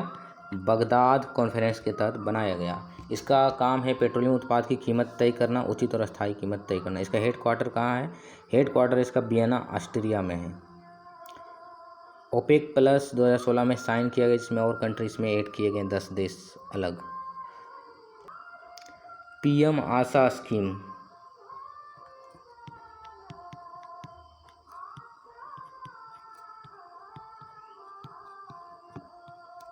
पीएम आशा स्कीम क्या है? इसका पूरा रूप पीएम अन्नदाता आय संरक्षण अभियान। पीएम अन्नदाता आय संरक्षण अभियान। इसके तहत ये 2018 में लॉन्च हुआ था। इसका उद्देश्य दाल, तिलहन और कोपरा बोलते हैं नारियल की सूखी गिड़ी, कोपरा। इसका उद्देश्य क्या है? दाल यानी कि पल्सेज और ऑयल सीड यानी कि तिलहन और कोपरा मतलब नारियल की सूखी गिड़ी को प्रमोट करना, उसका प्रोडक्शन बढ़ाना। दिल्ली के सीएम बने फरवरी माह में कौन? रेखा गुप्ता बीजेपी पार्टी से। रेखा गुप्ता पूछा जाएगा किस विधानसभा से संबंधित है, तो ये शालीमार बाग विधानसभा से संबंधित हैं। कतर के अमीर, ये सब नाम पूछ लिया जाता है। तो कतर के अमीर है तमीम बिन हमीद। इतना बड़ा नाम है 5 आदमी का। तमीम बिन हमद अल थानी याद रखना है। तमीम और थानी भारत की यात्रा की, जिसमें भारत दोनों देशों के बीच ये एग्रीमेंट वगैरह हुआ, ट्रेड को लेकर, एनर्जी को लेकर, टेक्नोलॉजी को लेकर, फूड सिक्योरिटी को लेकर और कल्चर को लेकर। हरियाणा सरकार ने अरावली सफारी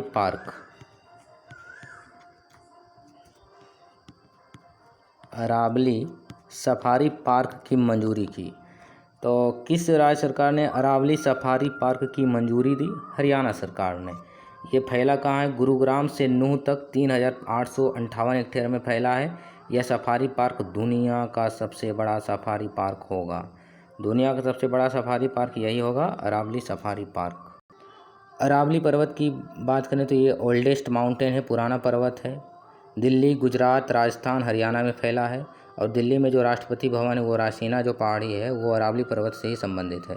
इसका हाईएस्ट चोटी का नाम गुरु शिखर है, 1722 मीटर उसकी ऊंचाई है, जो कि राजस्थान में है।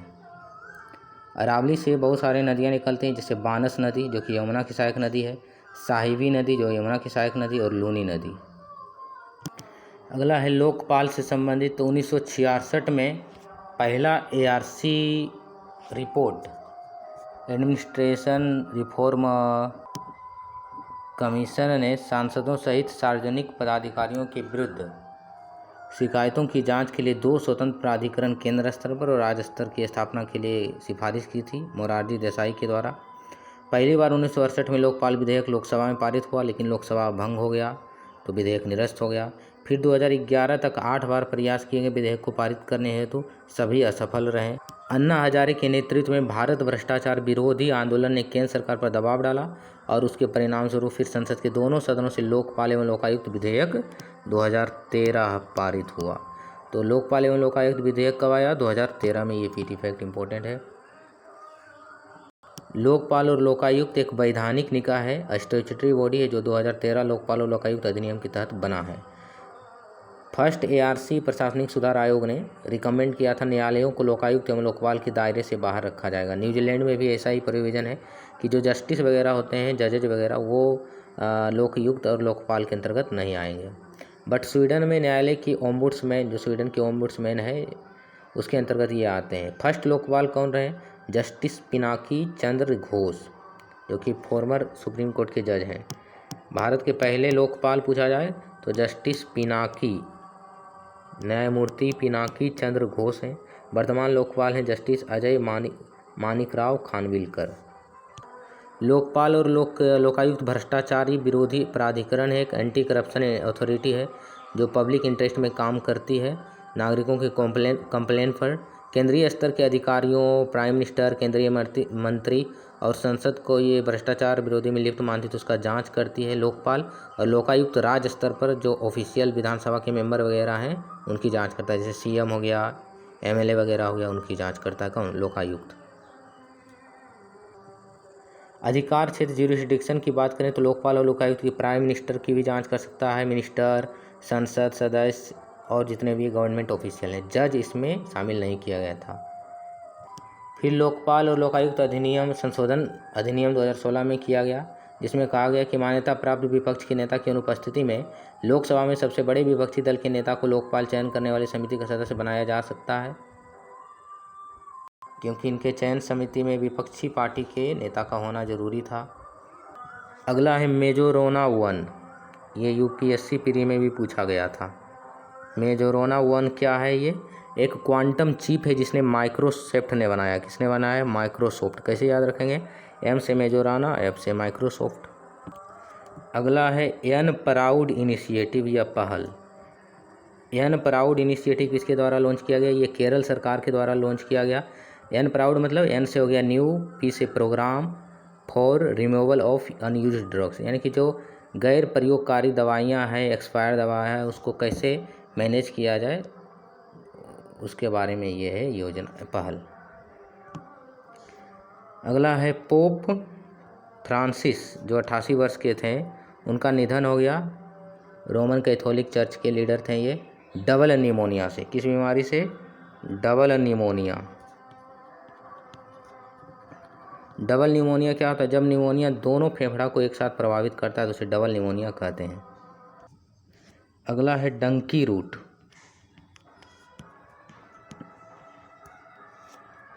डंकी रूट न्यूज में था। तो डंकी एक पंजाबी वर्ड है जिसका मतलब होता है किसी जगह से दूसरी जगह कूदना या उछलना। डंकी रूट न्यूज में था क्योंकि इसी रूट के माध्यम से जो लोग हैं, विशेषकर इलीगली ढंग से अमेरिका, UK, कनाडा वगैरह जाते हैं। यह अवैध रास्ता है जिसके द्वारा लोग बिना वीज़ा के, दस्तावेज के अमेरिका, ब्रिटेन, कनाडा वगैरह जाते हैं। यहाँ से कैसे जाते हैं? जैसे भारत से जाना है तो भारत से फिर पहले जाएंगे पश्चिम एशिया, दुबई, शारजा एयरपोर्ट, उसके बाद फिर अजरबैजान या तुर्की, फिर अटलांटिक महासागर होते हुए पनामा, मैक्सिको, कनाडा पार करके अल सल्वाडोर होते हुए मैक्सिको जाते हैं। मैक्सिको से फिर USA जाते हैं। और इसी पर एक मूवी भी आया था, डुनकी मूवी, शाहरुख खान का 2023 में, जो इलीगल माइग्रेशन पर आधारित था, राजकुमार हिरानी के निर्देशन में। अगला है कैग के बारे में। Controller and auditor general of India, Bharat का नियंत्रक एवं महालेखा परीक्षक। ये एक संवैधानिक बॉडी है, संविधान में इसका वर्णन है आर्टिकल 148 से 151 में कैग का वर्णन आता है। ये इनकी नियुक्ति राष्ट्रपति के द्वारा होता है। टेन्योर 6 वर्ष या 65 वर्ष जो पहले हो, और हटाने की प्रक्रिया सुप्रीम कोर्ट के जज के समान है। इनका काम है भारत के राज्य और यूटी की संचित निधि से व्यय संबंधी लेखा जोखा करना, केंद्र सरकार राज्य सरकार कहाँ खर्च कर रही है उसका जांच करना। ये एक इम्पोर्टेंट फैक्ट है कैग के बारे में कि डॉक्टर भीमराव अंबेडकर ने कैग को क्या कहा था, सबसे महत्वपूर्ण अधिकारी। यानी कि नियंत्रक एवं लेखा महापरीक्षक को डॉक्टर भीमराव अंबेडकर ने सबसे महत्वपूर्ण अधिकारी कहा था।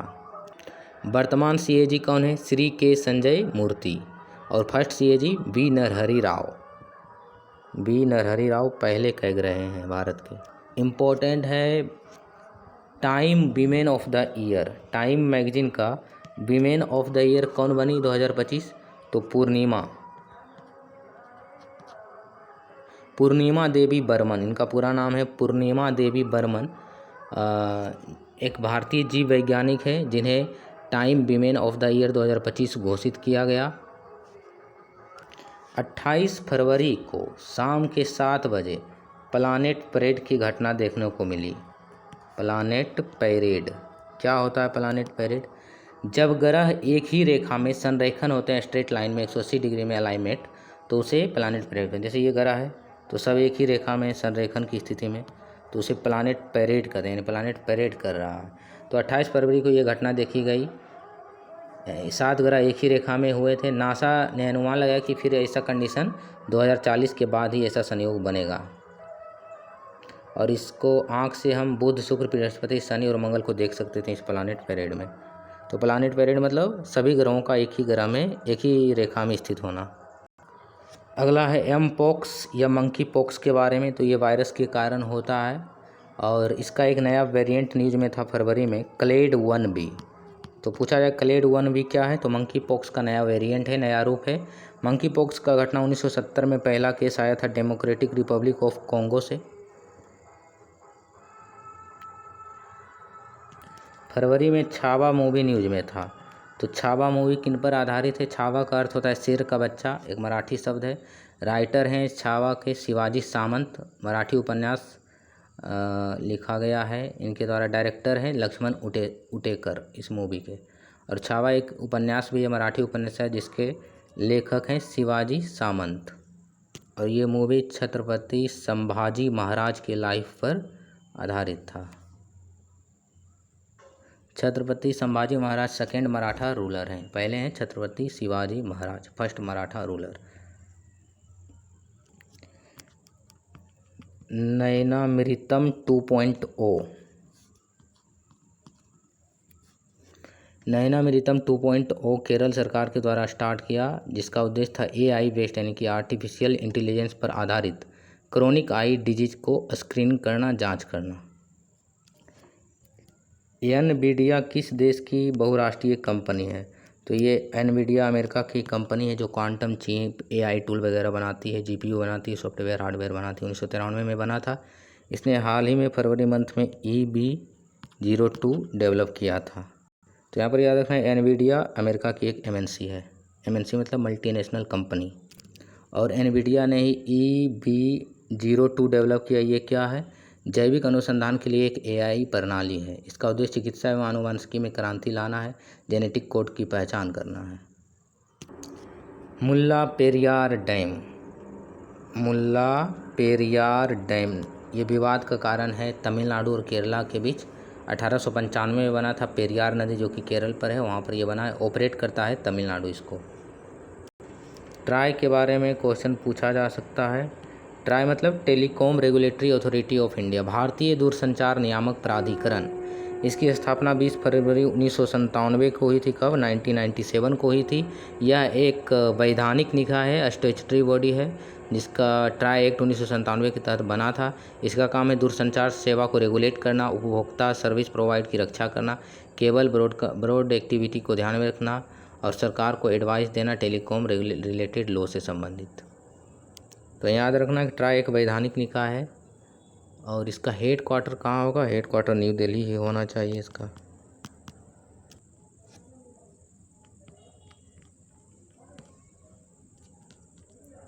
पनामा नहर या पनामा कैनाल किसको कनेक्ट करता है? ये प्रशांत महासागर को जोड़ता है अटलांटिक महासागर से। ये न्यूज़ में था।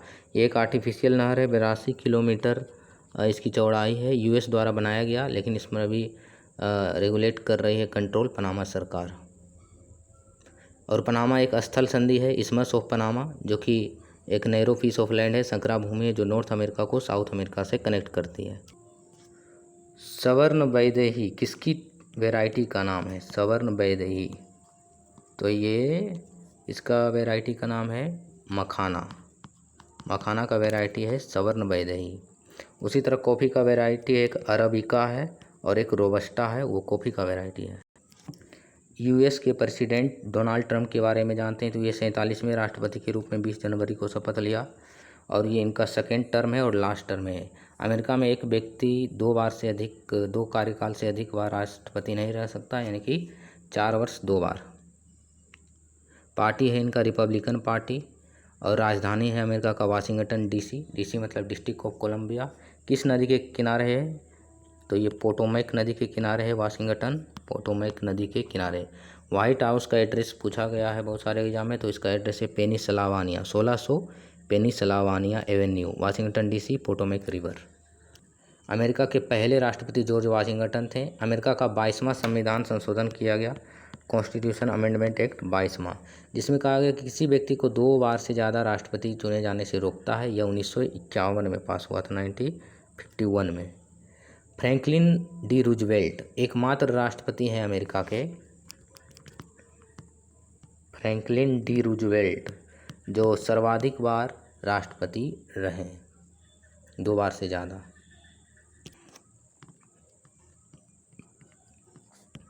अगर वृक्ष या अगर ट्री, अगर ट्री के नाम से ही अगरतला रखा गया उसका नाम, वहाँ पर अगर ट्री का उत्पादन अधिक होता है। अगर अगरबत्ती से बना है, अगरबत्ती जो है वर्ड वो अगर से ही बना है, क्योंकि उसमें अगर वृक्ष का प्रयोग किया जाता है। अगर वुड नामक एक रेजिन निकलता है इससे, जो कि जिसका प्रयोग एरोमा यानी सुगंध के लिए किया जाता है। मेडिसिन में भी किया जाता है, कॉस्मेटिक्स में भी किया जाता है, धूप बत्ती में किया जाता है। भारत के असम, त्रिपुरा, मिजोरम, मणिपुर, अगरतला, अरुणाचल प्रदेश वगैरह इसका वहाँ पर उत्पादन होता है। IUCN के रेड लिस्ट में ये क्रिटिकली इंडेंजर्ड कैटेगरी में आता है, सी। फरवरी महीने में किस देश में एक नया चमगादड़ वायरस जिसका नाम था HKU5-CoV-2 न्यूज में था? तो ये चाइना हो जाएगा इसका आंसर। महाकुंभ का अंतिम स्नान 26 फरवरी को कब हुआ था? अंतिम स्नान 26 फरवरी को। कुंभ 4 जगहों पर ये आयोजन होता है इसका, हर एक अल्टरनेटिव ढंग से, हर एक 6 साल में अर्ध कुंभ और 12 साल में कुंभ। तो 4 जगह कौन है? एक प्रयागराज, जहाँ पर महाकुंभ आयोजन हुआ, प्रयागराज। और ये किस नदी पर है? संगम, संगम पर है। संगम मतलब गंगा, यमुना और सरस्वती के संगम पर। दूसरा है हरिद्वार में भी आयोजन होता है कुंभ, जो कि गंगा नदी के किनारे है उत्तराखंड में। उज्जैन है जो कि मध्य प्रदेश में शिप्रा नदी के किनारे। नासिक महाराष्ट्र में गोदावरी नदी के किनारे होता है। महाराष्ट्र में नासिक में गोदावरी नदी के किनारे होता है। Gold card plan, gold card plan America के राष्ट्रपति डोनाल्ड ट्रंप के द्वारा ये ऐलान किया गया था। इसमें कहा गया था कि 5 मिलियन यानी 50 लाख US$ फीस देकर कोई भी अप्रवासी अमेरिका में रहने का परमिट हासिल कर सकता है। कितना? 5 मिलियन 50 लाख US$ से। यह पुरानी जो EB-5 वीज़ा थी उसकी जगह लिया। अगला है H-1B वीज़ा, तो ये USA का वीज़ा है। इसमें कहा गया कि USA में विदेशी श्रमिक के लिए अस्थायी टेम्पररी परमिट दिया जाता है। किसके लिए? गैर अप्रवासी वीज़ा है, नॉन इमिग्रेंट वीज़ा, यानी कि रहने के लिए नहीं, टेम्पररी काम करने के लिए। पात्रता क्या? स्किल होना चाहिए, आपके पास डिग्री होना चाहिए। और इसके तहत 2 टर्म 3 ईयर और 3 ईयर 6 साल तक इसको बढ़ाया जा सकता है इस वीज़ा को। 28 फरवरी को पंच मिशन लॉन्च किया किस अंतरिक्ष एजेंसी ने? इसरो ने? नहीं, नासा ने लॉन्च किया। पंच का मतलब है polarimeter to unify the corona and heliosphere, जिसका उद्देश्य सन के एटमॉस्फेयर का अध्ययन करना, अंतरिक्ष के मौसम पर प्रभाव का अध्ययन करना,